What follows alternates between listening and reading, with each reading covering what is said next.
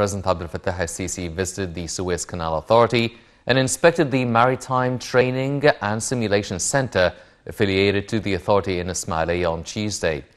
During his inspection tour, the President stressed that the Suez Canal is capable and highly competitive, hailing workers of the canal and all those who helped refloat the Ever Given giant ship with the least damages, and saying a detailed investigation will be held to identify the causes of the incident. President Abdel Fattah al-Sisi visited the Suez Canal Authority and inspected the Maritime Training and Simulation Center affiliated to the authority in Ismailia on Tuesday. During his inspection tour, the President stressed that the Suez Canal is capable and highly competitive, despite rumors of substitutes, hailing workers of the canal and all those who helped refloat the Ever Given giant ship with the least possible damages. The head of state praised Egyptians who silently observed the crisis and those who showed love for their country.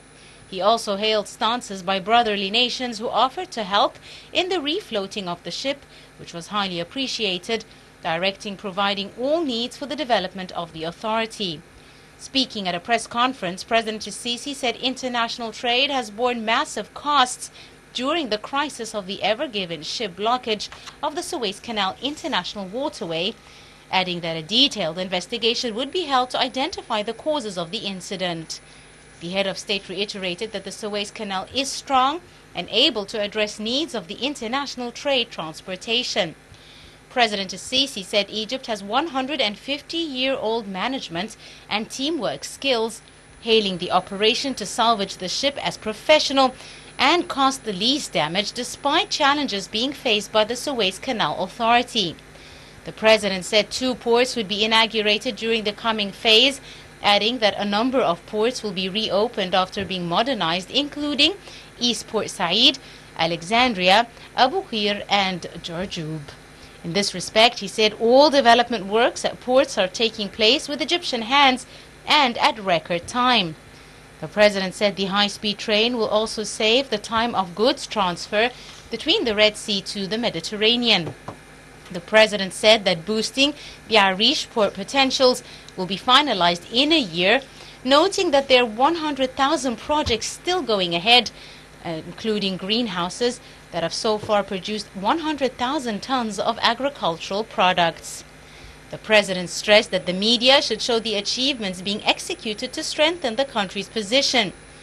On Ethiopia's dam, the President said there is hope to reach a legally binding deal over the dam, asserting that no one can take a drop of water from Egypt, otherwise there would be instability in the region.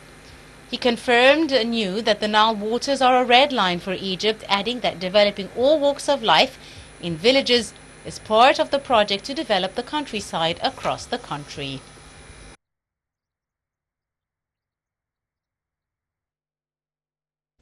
Head of the Suez Canal Authority, Vice Admiral Osama Rabia, said on Tuesday President al-Sisi's support and around-the-clock contact to follow up on efforts to refloat the ship have contributed to solving the crisis.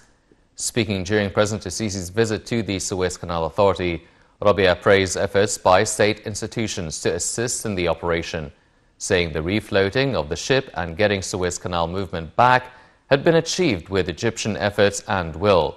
He described the operation as a national epic that would be remembered in the history of the canal. Earlier on Monday, Rabia said the authority would be provided with high-capability locomotives in the near future to boost its abilities. Speaking at a press conference, Rabia said the floating of the ship took place without unloading or damaging the cargo, hailing the operation as record-breaking. He said investigations would determine which party would pay compensations. Rabia said the Suez Canal's losses due to the incident neared $15 million a day, adding that incentives would be dispersed to vessels affected by the delay to reduce the damage they've undergone.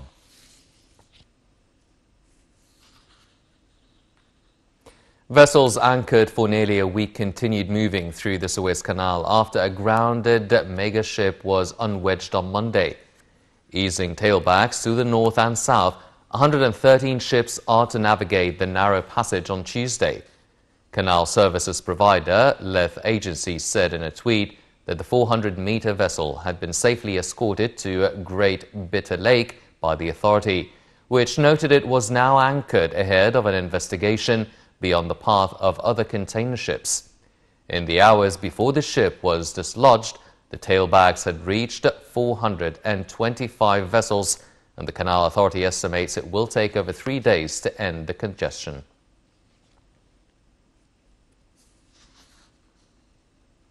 Bahraini Ministry of Foreign Affairs expresses the Kingdom of Bahrain's solidarity with its brotherly Arab Republic of Egypt in preserving its national and water security, protecting the interests of its people and its legitimate right to life.